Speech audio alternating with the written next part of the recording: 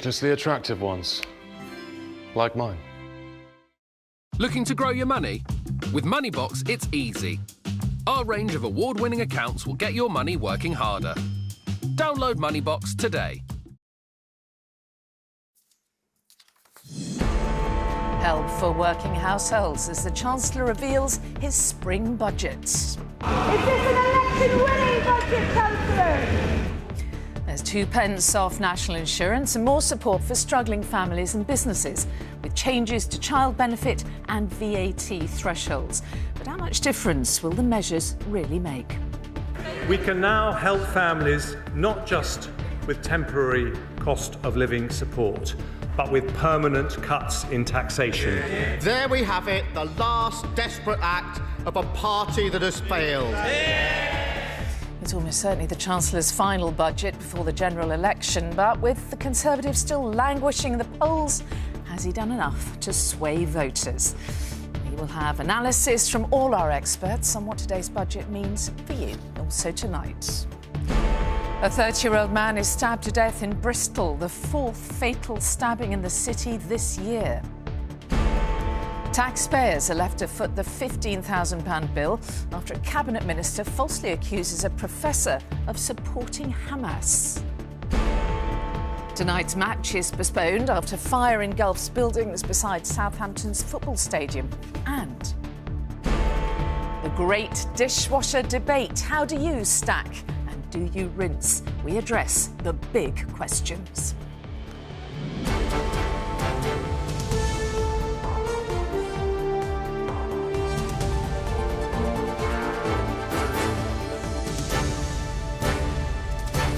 This is the ITV Evening News with Mary Nightingale. Good evening. The Chancellor today delivered his pre-general election tax-cutting budget, giving us a clear sign of the economic battle lines ahead. Jeremy Hunt spent almost as much time attacking the Labour front bench as he did announcing new measures.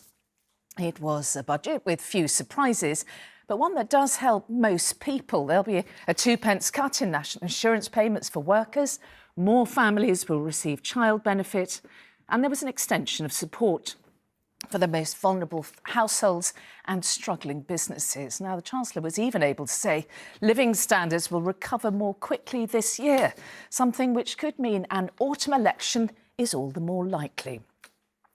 The Labour leader, Sir Keir Starmer, called the budget a last desperate act. Our deputy political editor, Anushka Astana, runs through the main measures and the reaction to them. Jeremy Hunt knows that he has just over 6 weeks to get ready for the London Marathon. He may not know how long until a general election. But as Chancellor, he's under pressure to affect its outcome. Is this an election-winning budget, Chancellor? Is this really a turning point? But given how badly the Conservatives are trailing in the polls, is there anything the Chancellor can do to prevent being locked out of Downing Street later this year?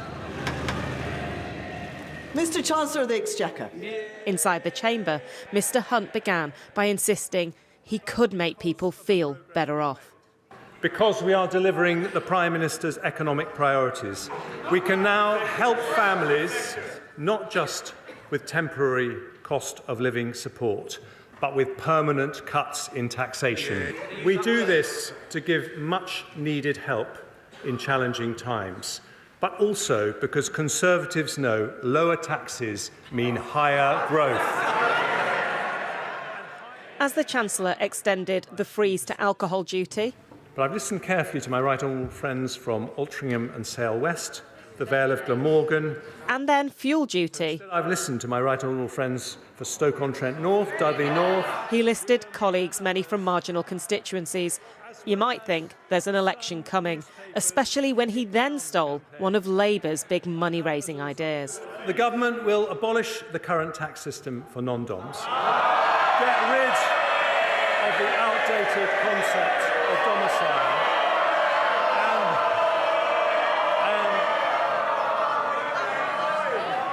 I aim to please all sides of the House in all my budgets.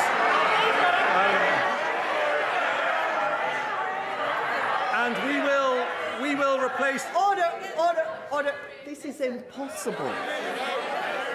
Order! Labour jeered, but it does pull the rug from under some of their spending plans. And with less money than he hoped, it wasn't the only tax rise from the Chancellor, who also introduced a new tax on vapes, extended a windfall tax on oil and gas profits, and targeted second homeowners by cutting tax relief for holiday lets.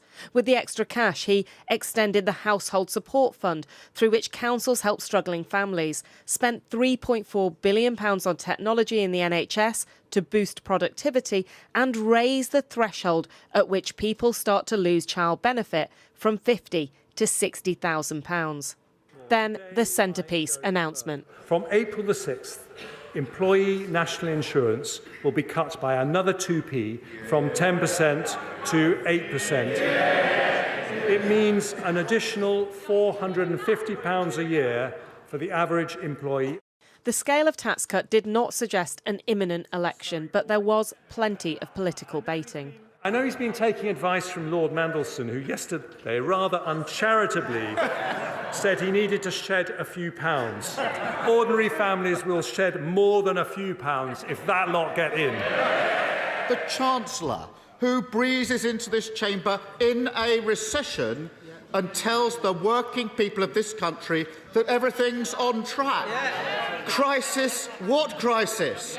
Or, as the captain of the Titanic and the former Prime Minister herself might have said, iceberg? What iceberg? But things are not about to get easier. Whoever is Chancellor after the election is going to have some really tough choices. Given what we know at the moment about the economy, it looks like we're either going to have some really tough spending cuts or some tax increases or even higher levels of borrowing. The PM and Chancellor know it may not be their problem by then. Let's go straight to Anushka in Westminster tonight. Limited support today for cash-strapped local authorities then. Yeah, that's right. I mean, many councils, over 170, had wanted the Household Support Fund to be extended. That's a scheme through which some of them provide free school meals for kids in the holidays or supermarket vouchers. So, look, they are happy today that has happened. It happened at the last minute, just days ago.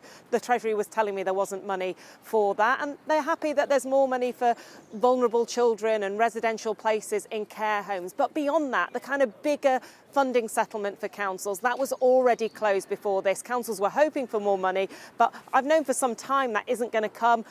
In government, they told me we'd already given an extra 600 million, more's not coming, and that means overall councils still feel that financially they are on their knees and they need more help.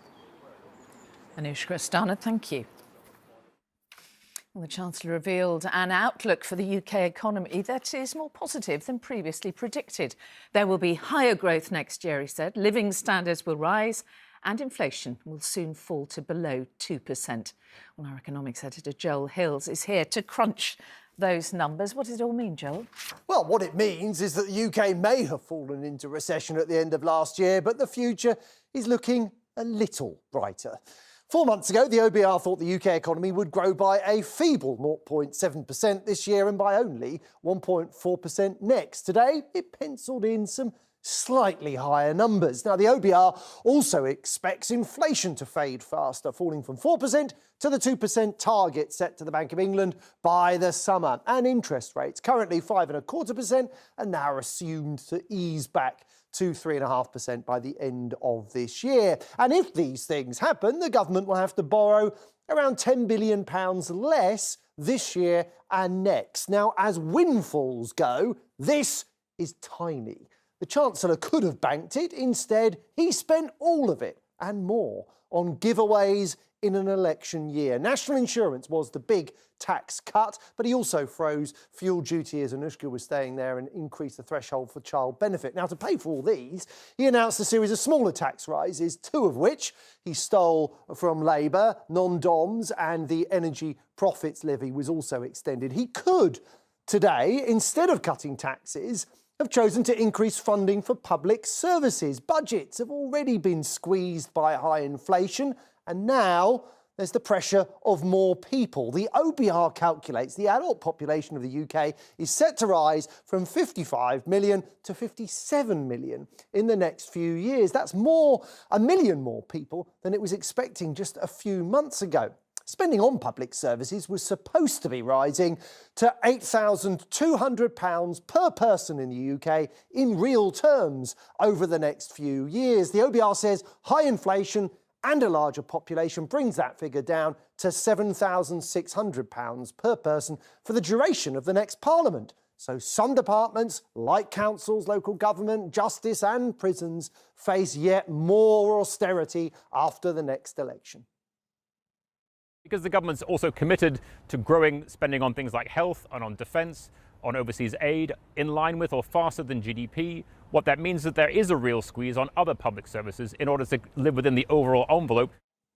This was a tax-cutting budget, but this is not a tax-cutting parliament. Taxes have risen sharply since 2018, and they are on course to hit 37% of national income over the next 5 years. That's close to a post-war high, although it's below the average across other wealthy countries. Government debt, Mary, will continue rising too. The government, the PM, pledged, didn't he, earlier this year to get debt falling. The OBR says there's a 50% chance of that happening in 5 years' time.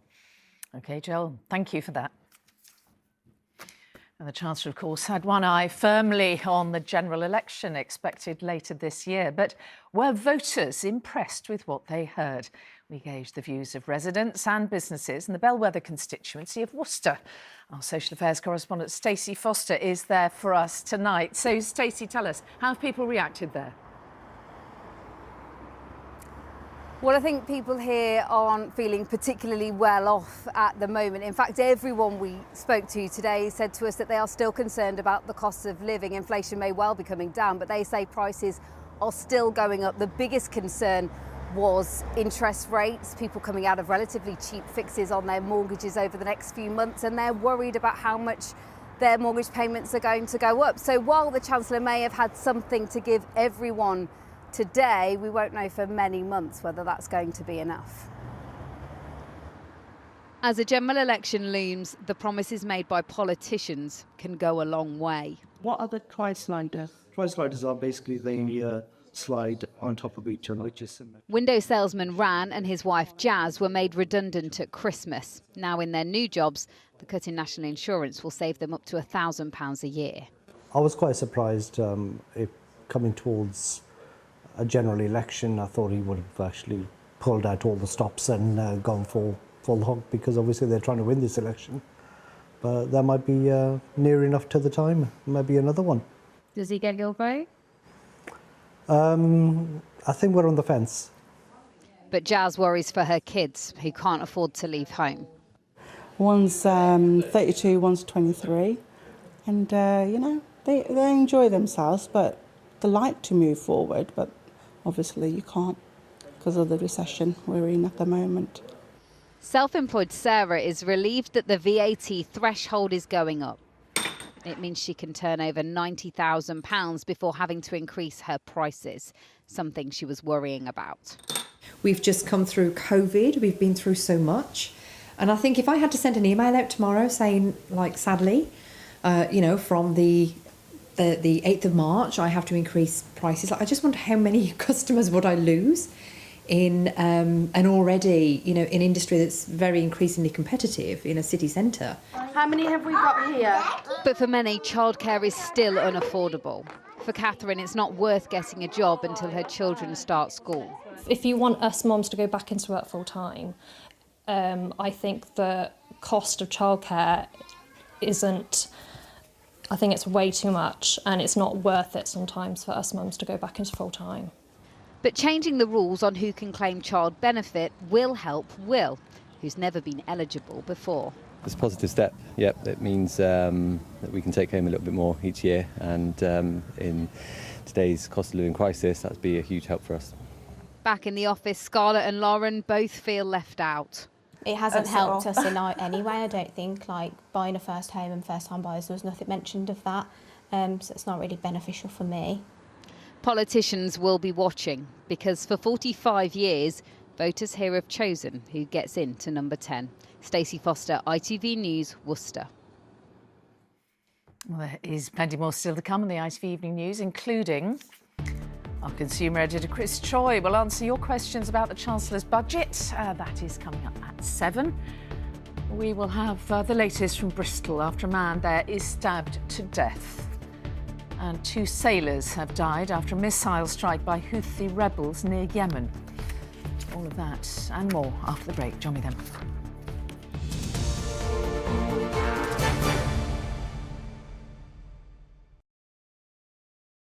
Oh, here we go. My favorite.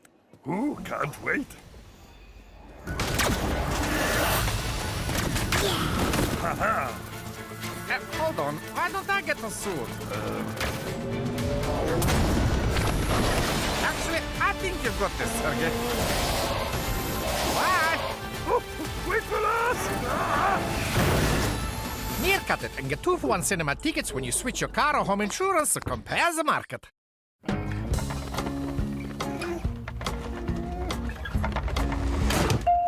Most supermarket price promises only include hundreds of products. How about a price promise that covers more than the basics? It also includes your favourite brands. Ocado matches your shop to Tesco.com on over 10,000 products, even club card prices too. Get the price promise that really stacks up. You must be Imogen. Are you going to show me the chips? I'm going to show you the potatoes. Can I drive? No. This is my farm where McCain is starting regenerative farming. I'm a dab hand with a spade. That's definitely a fork. We cultivate the soil less to keep more carbon in. Almost ready for chips. What? These are filthy. So when we eat McCain chips, we're all doing some good? Yeah, you're supporting the move to regenerative farming. Great, I'll be having seconds then. McCain, let's all chip in. 5 go on a great Western adventure. Cheerio, children! See you at the beach! Last one there's a rotten egg! Last.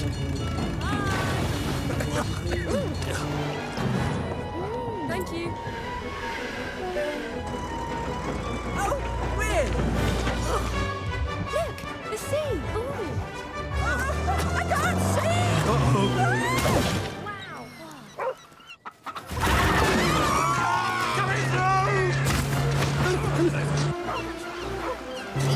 That's not good!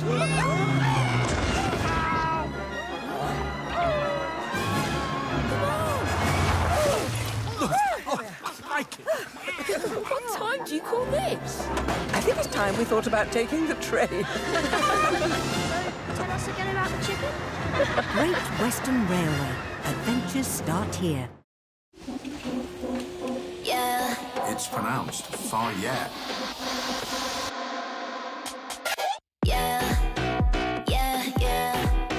Creamy, yeah. Thick, yeah. Protein rich, yeah. Fire. It's pronounced fire for a reason. People may be consuming more fruits or fruit juices, and these dietary acids cause the enamel to wear away. Pro-Enamel Intensive Enamel Repair helps to repair the tooth by absorbing more of the vital minerals that are required and helps to strengthen the teeth. I recommend Pro-Enamel Intensive Enamel Repair. I think it's great. Flarin. Brilliant for my back pain. Flarin has been proven to be as effective as twice the dose of standard ibuprofen. When back pain flares, choose Flarin.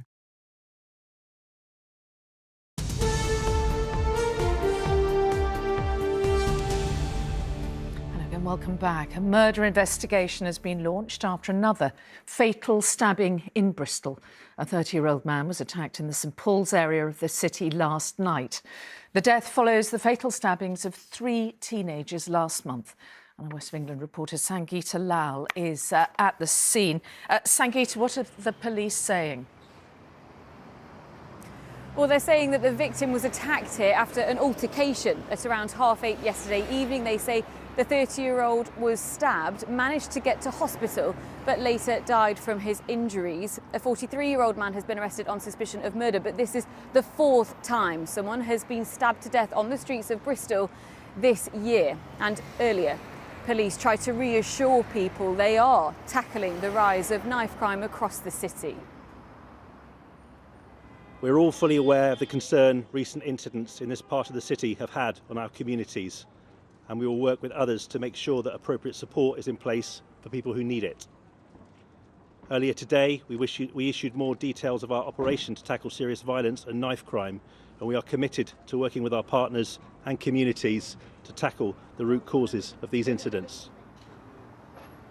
Now, one of the ways the police say they are going to do that is by stopping the supply of knives, which is really important to so many people I've been speaking to here, because those 3 other attacks in Bristol led to the deaths and murders of 3 children, 2 16-year-olds and a 15-year-old boy, which has had a devastating impact to communities, some who today, along with organisations, have signed an open letter calling for action and, crucially, trying to stop knives from being circulated on the streets. And people here say they just want stories like this to stop. Sangeeta Lal in Bristol, thank you. The mother of a 10-year-old girl whose body was found at a property in the West Midlands has appeared in court charged with her murder. Appearing before Wolverhampton Magistrates Court, Jaskirat Kaur, also known as Jasmine Kang, was charged with the murder of Shay Kang. Shay was found at an address in Rowley Regis on Monday. And an inquiry into the deadliest migrant channel crossing tragedy on record has opened today. Nearly 30 people died on November the 24th, 2021, when an inflatable boat trying to reach the UK capsized. The probe by Sir Ross Cranston aims to find out the circumstances around what happened. And Ukrainian President Volodymyr Zelensky has confirmed there was a strike close to his presidential convoy earlier, which left people dead and wounded. Mr. Zelensky was in Odessa with the Greek Prime Minister at the time, and it's reported he could see and hear the strike as it happened. Yemen's Houthis say they are behind a new attack on a cargo ship in the Gulf of Aden that has killed 2 sailors. The vessel was hit in a suspended missile strike southwest of Aden. Some of the crew are believed to have abandoned ship, and our correspondent Emma Murphy is in Tel Aviv. Emma, what's happening there now? Well, Mary, we understand that an Indian Navy vessel is heading to try and help the crew from the True Confidence, the vessel that was struck earlier today. It was sailing just off the coast of Yemen when the Houthis targeted it. It flies under the flag of Barbados, but the Houthis said that they issued a warning before they fired, and then a fire broke out on board the ship itself. That claimed the lives of 2 of those on board and injured 6 others. Other crew members abandoned ship and were later rescued. Now, these are the first deaths in this campaign of the Houthis since it began at the end of last year in opposition to the war in Gaza. Initially, they said that they would target any ship that had a connection to Israel, and then that expanded to vessels that were connected to the UK and US. But it has taken a number of months, and we've seen that there have been attacks on vessels that don't fly under any flags of those countries or indeed have any connections. We've heard from the British Embassy in Yemen today that the fatalities were confirmed this afternoon. Of course, the UK and US have been involved in strikes on the Houthi positions over the past months, but they clearly haven't been able to eliminate their threat. The Houthis, for their part, who claimed the attack this afternoon, said that their attacks will only come to an end when the war in Gaza does. Emma Murphy in Tel Aviv, thank you. Let's go to the United States now, where there's also a forthcoming election, of course, and it's become certain that it will be between Joe Biden and Donald Trump. That follows the results of so-called Super Tuesday, when Republicans and Democrats in several US states voted for their favoured candidate. Former President Trump is now assured of the Republican nomination after his opponent, Nikki Haley, pulled out of the contest. And the current President, Biden, also sailed through the test. But voters delivered some warning signs for both candidates. Our correspondent Robert Moore explains what it means for the race to the White House. The next president of the United States, President Donald J. Trump. He emerged last night savouring an overwhelming political victory. taking the stage after sweeping the vast majority of delegates in the biggest night of the year for parties choosing their presidential candidates. They call it Super Tuesday for a reason. This is a big one. With his iron grip over the party re-established, he now demanded loyalty. And we want to have unity, and we're going to have unity, and it's going to happen very quickly. And he could turn his focus not on Republican rivals, but on winning back the White House. November 5th, it's right around the corner. November 5th is going to go down as the single most important day in the history of our country. His only rival had no choice but to call it a day. Nikki Haley suspending her campaign with a quote from a British politician she has long sought to emulate. Margaret Thatcher provided some good advice when she said, quote, "Never just follow the crowd. Always make up your own mind." It is now up to Donald Trump to earn the votes of those in our party and beyond it who did not support him. And I hope he does that. But one big question is whether Haley's voters, those Republicans who regard Trump as a danger to democracy, will now return to the fold and support the former president. Meanwhile, President Biden also has clinched the nomination for the Democrats. The last time we saw him was at the southern border on Monday, looking frail. For many voters, it is now a choice they never wanted. The elderly president who once promised to be a bridge to the future, against a man who faces 91 criminal charges and who critics insist is an insurrectionist. Trump and Biden now have similar challenges in uniting their party.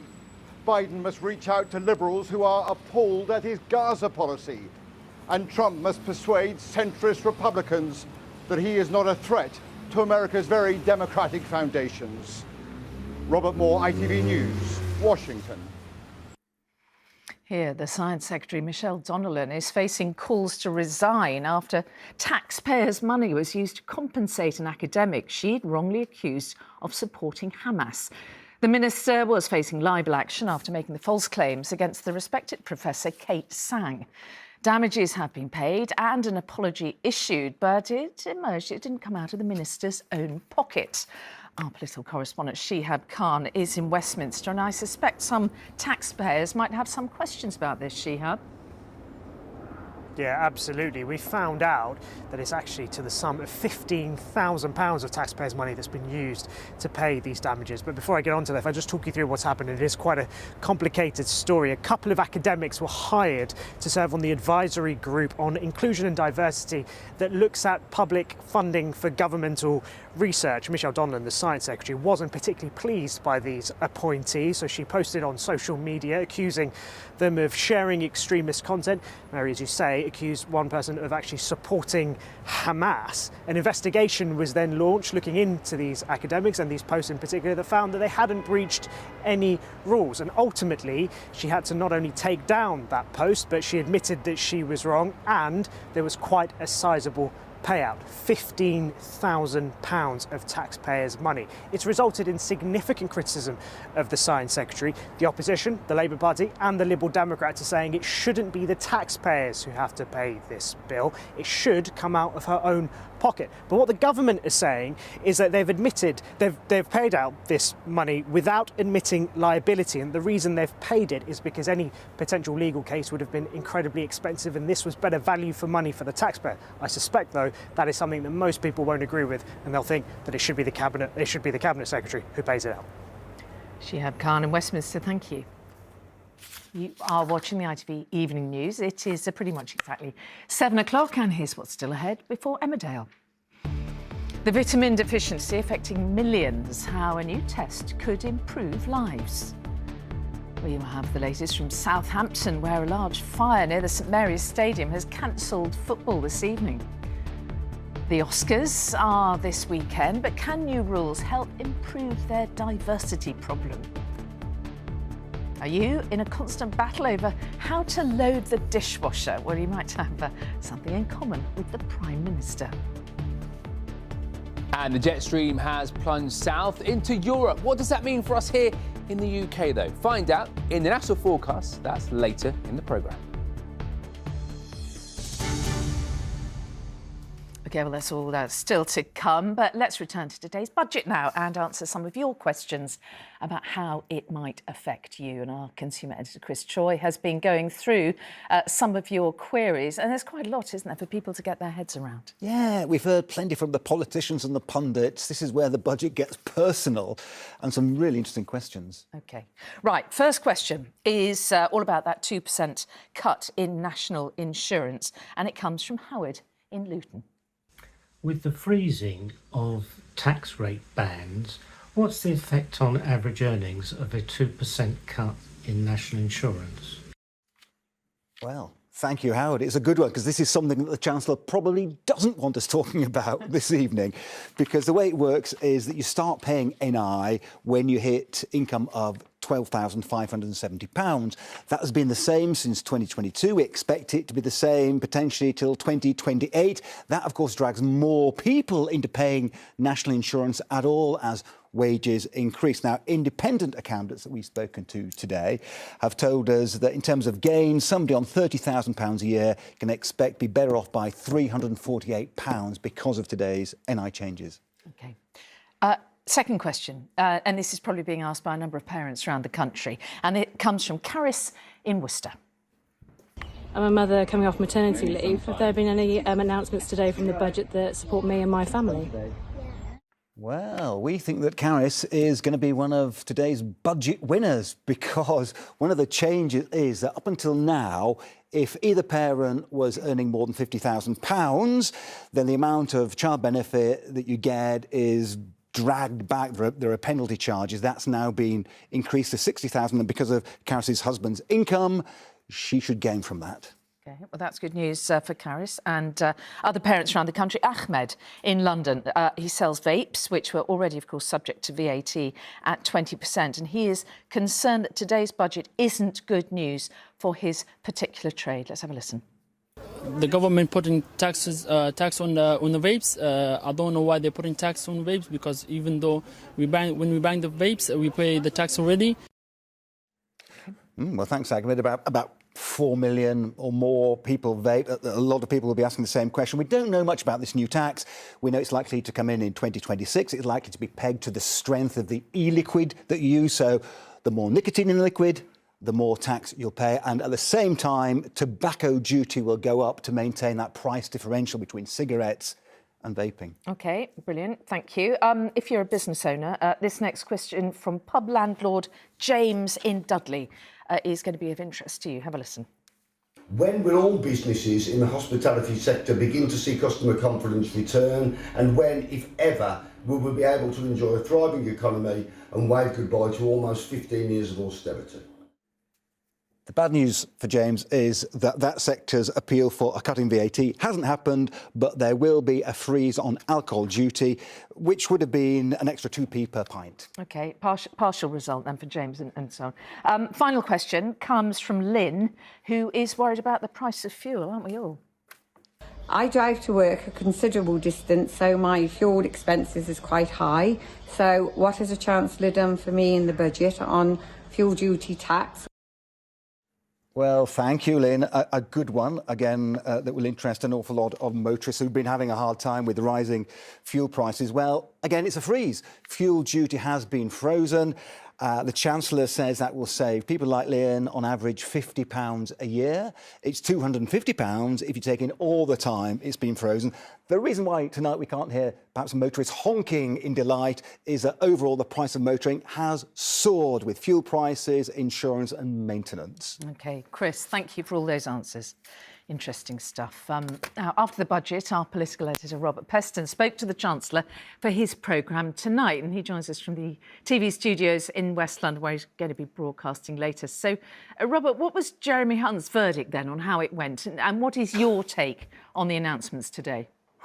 Well, I guess one of the things that I was very interested in was whether the government will still honour a promise that the Prime Minister made that this year he would cut the basic rate of income tax, or the government would cut the basic rate of income tax by a penny in the pound. Now, Jeremy Hunt has cut a similar tax, national insurance, but the point about national insurance is you don't benefit if you're a pensioner, you don't benefit if you've got earnings from savings of various sorts or from property. So I sort of assumed when I interviewed the Chancellor that he would say, yes, they would find a way to cut the basic rate of income tax. That's not exactly what he said to me.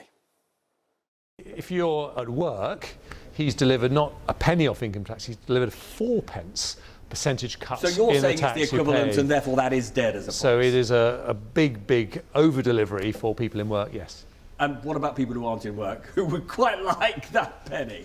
Well, we help them in different ways. You know, for pensioners, we've, 2 years in a row, we protected the triple lock, which has seen the state pension this year alone, it'll be going up by £900. So we understand the challenges that lots of people are facing, and we'll always try to help them in different ways. So one of the really striking things that I've been obsessed with today has been the abolition of the tax breaks for so-called non-doms. Those are wealthy people who come from abroad to work here. And the reason for that is for pretty much as long as I can remember, the Tory party has taken the view that giving tax breaks to these people was good for the UK economy. And you only have to look at the way that London has become this great centre for, wealthy foreigners to see quite what a big impact this has had on the UK. And since Labour picked up on this policy, the government has basically said it was a bad idea to abolish non-doms. Now, today he did. And so the other thing I really wanted to get from him was a sense of, does he now think that he's got it all wrong? Was he going to apologise? No, none of that. As usual with politicians, they just sort of shrug and say they've done the work now, and they sort of realise that, Labour had a point. I've also interviewed Rachel Reeves, because actually in abolishing this non-dom tax break, he's caused a problem for Rachel Reeves, because she was counting on that $3 billion to fund her public services. So I've asked her where she's going to find the money to pay for the things they want to do if they win the election. And, you watch the full interview later tonight. She says she's not going to be reckless, but she definitely has a problem. She doesn't know where the money's coming from as yet. All right, Robert Peston in West London there, thank you. OK, well, let's get an update now on what else is making the news tonight. And Houthi rebels say they are behind a new attack on a cargo ship near Yemen that has killed 2 sailors. The vessel was hit in a suspected missile strike southwest of Aden. Some of the crew are believed to have abandoned ship. Here, adults and young people who are at risk of vitamin B12 deficiency and show symptoms of that are to be offered a test under new guidelines in England and Wales. It follows concerns that the scale of the problem has been vastly underestimated and patients have not been getting the right treatment. Amy Welsh reports.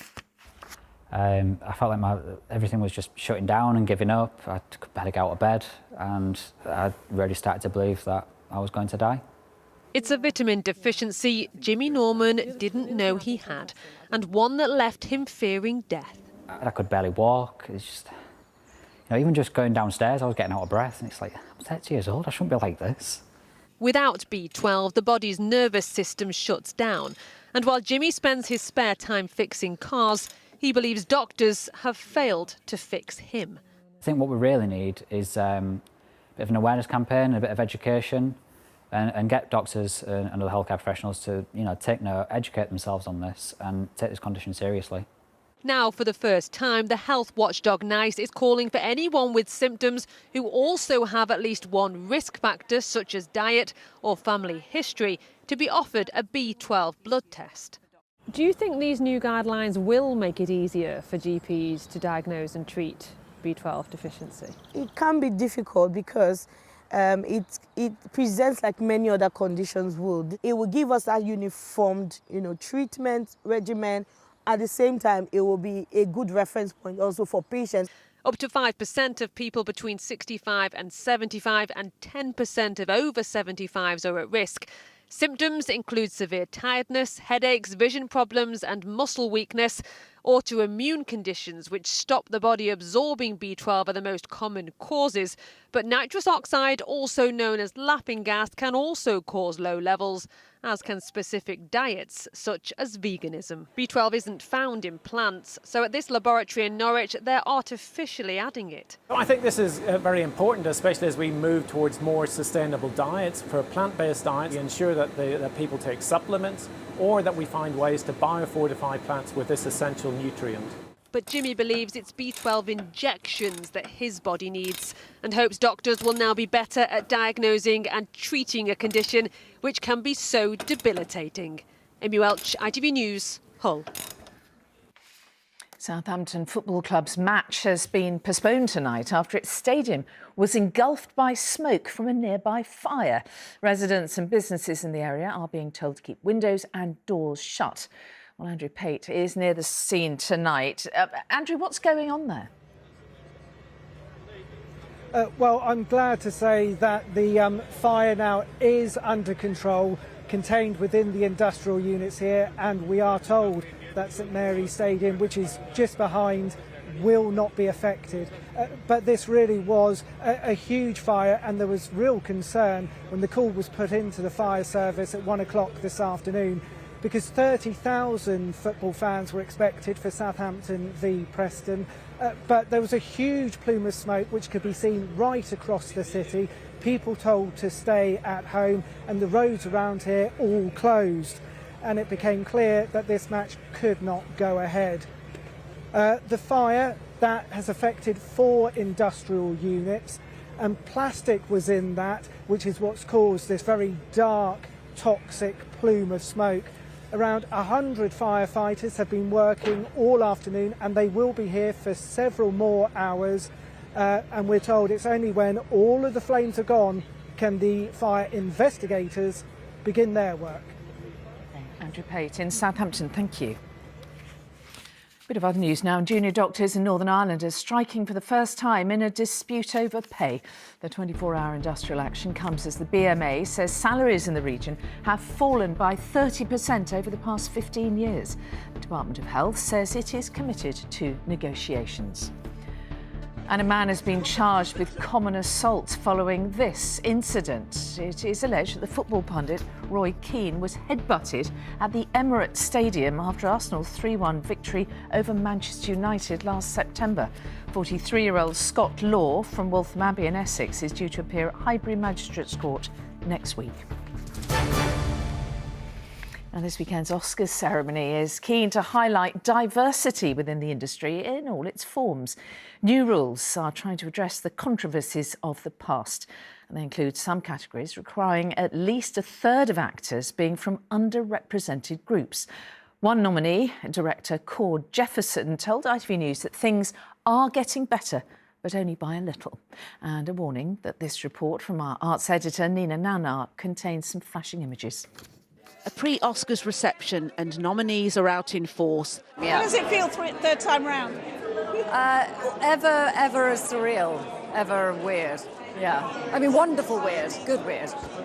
But with many familiar faces in the running, the American Academy wants this to be the start of a more inclusive Oscars. It is certainly a diverse list of nominees. Out of the 10 Best Film nominations, 4 are in part or totally in a foreign language, including British entry The Zone of Interest. The new diversity and inclusion rules coming into force this year appear to have yielded results. Where are our stories? American Fiction, a satire about racial politics, has 5 nominations in all, including one for Best Film. Its director says nearly a decade after the hashtag #OscarsSoWhite controversy, there is change, but it's still slow. I don't think that we are anywhere near where we need to be to get actual equity for people of color in this industry, but things are getting better. I think the fact that there was a group of people willing to give me millions of dollars to make this movie, I think is sort of evidence of the fact that things are changing a little bit. At one time, the American Academy was 92% white and 75% male. Since then, membership has increased to grow diversity, and now there are new rules stating that if films want to compete for Hollywood's big prizes, there must be representation in front and behind the camera. We are committed to altering the trajectory of this country towards freedom. This year's Academy Awards are also being hailed as the first time two openly LGBTQ actors have been nominated for playing gay characters. Colman Domingo in Rustin. Ah, right, OK. And two-time Oscar winner Jodie Foster in Naiad. Most categories this year include at least one person from an underrepresented group, with almost a third of nominees women, a 3-year high. 20 years ago, these sort of films might not have got off so easily, would you say, Jodie? Maybe. I don't know. You know, I always played women. So it's not as unusual for me as it is sometimes for other people. I guess I don't think about it. But yeah, I guess hopefully there's more opportunities for us to play different kinds of characters rather than just like the wife of, the sister of, the daughter of. When it comes to director of, only 8 women have ever had a Best Directing nomination at the Oscars so far. Hollywood is keen to show it's turned a corner, but there still appears to be some way to go. Nina Nanar, ITV News in Los Angeles. And we will have all the coverage of the glitz and the glamour from the Oscars on ITV and ITVX this Sunday from 10:30. We're still to come tonight before Emmerdale. I get more in a dishwasher than my wife does, but I'm still wrong. I do the dishwasher and he always changes it. So what is the best way then to load the dishwasher? The Prime Minister finally weighs in. And I'll have the outlook for the rest of this week. There's hints of a wetter and windier weekend to come. That's next. Would you join me and Alex after the break?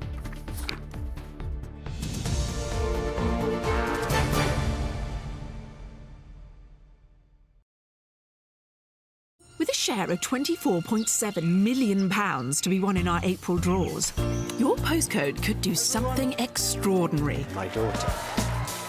Whatever your dream is, by playing People's Postcode Lottery, you'll be supporting charities and good causes in your local area and further afield. Sign up before midnight on the 31st of March and see what extraordinary things your postcode could do.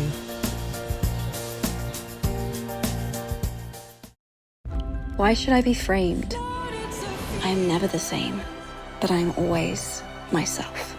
Paradox by Prada. Now buckle up for F1. And now in this big fight in the end. You need to push now. There might have been contact, there certainly is now. It is down to the drivers now. Okay, you can attack him now. Okay, now can you bring it home? Now we've got a fight on our hands. Stream Sky Sports. No contract with Now. There it is. Flora made with plants. And it tastes so good that it raises a question. Is it a bit weird we've spent so many years pumping plants through a cow? Well, here's a cow, let's ask it. Is it weird? It really is a bit weird. Yeah, I totally agree, thank you. Flora, skip the cow.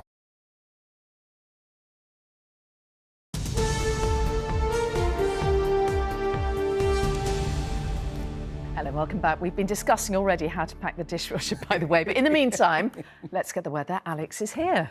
Hello. Yes. Good news, actually, because I don't know if you've noticed this, but every week we're gaining around 20, 25 minutes of light. Lovely. And at the end of the month, as you well know, the clocks are going to be going forward, so we're going to gain even more light. Let's take a look, though, at the weather for here and now. And actually, I just want to start with the jet stream because it's actually plunged to the south. That's kind of allowing some fresher air to come across the UK. And also, we've got some breezy conditions for tomorrow, so that will take the edge off the fill. But the result of the jet stream going further south, as we roll into the pressure pattern setup, you'll notice it actually pulls areas of low pressure across parts of Europe. So actually, if you're maybe jetting off into Europe this weekend for Mothering Sunday, it could be quite unsettled, wet and windy. And across southern parts of the UK, it will also be a little more changeable, with northern areas probably getting away with the drier and perhaps brighter conditions. But as you can see, even across parts of Europe at the moment, it is a pretty cool picture all round. As for the forecast for right here for the next few days, let's take a look right now.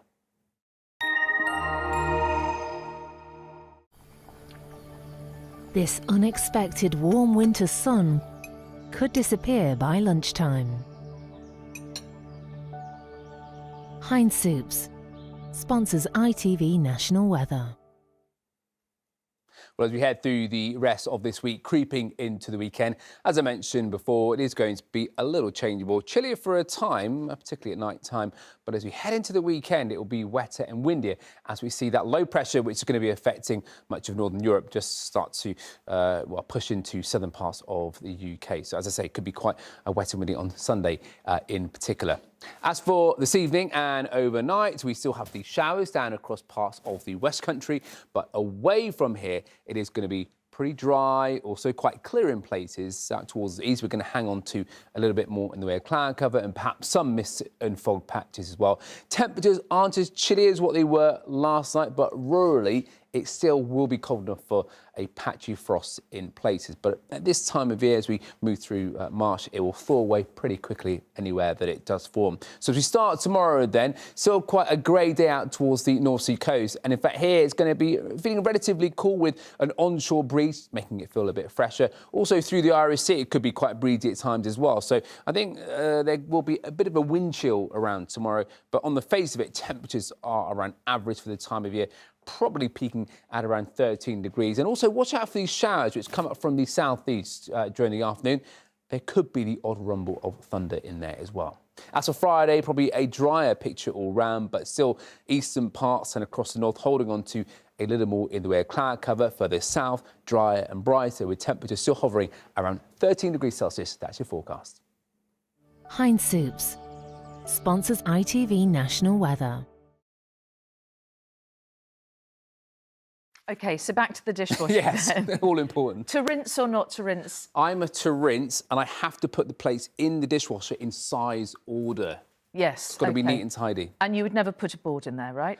I used to. I don't anymore. OK, now you know better. Thank you. Yeah. Good answer. Thanks Alex. And finally tonight, just how seriously do you take loading the dishwasher? The Prime Minister has revealed it's his favourite chore, but he says it must be done the right way. I agree. And there is a difference of opinion between him and his wife about what exactly the right way is. It is a divisive issue, as Ellie Pitt now reports. This is the first dishwasher I've ever had. Please let me know if this is good or bad. Dishwasher stacking skills. In every home that has one, it seems the dishwasher is causing drama. Stacking techniques vary from kitchen to kitchen, and the row about who loads it right is even happening in the highest house in the country. I still load it, and then Rishi comes and rearranges it. It creates more work. It rearranges it.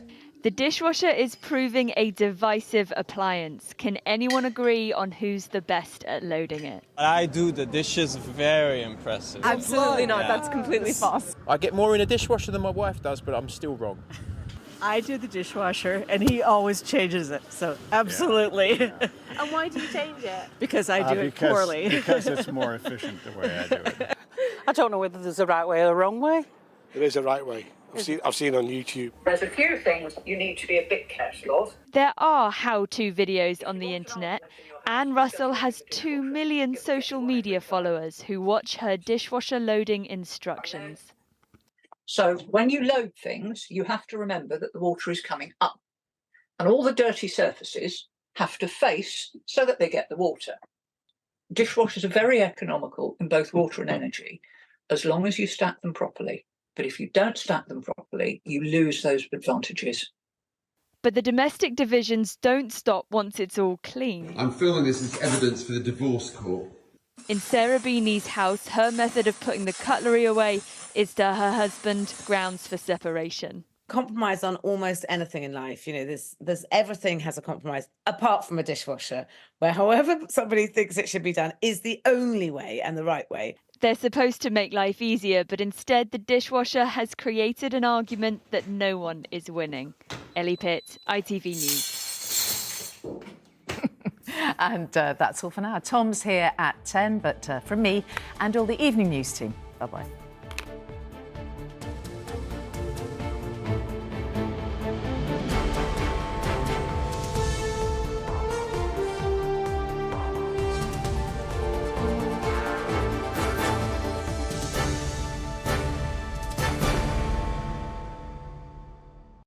So we're talking about one body.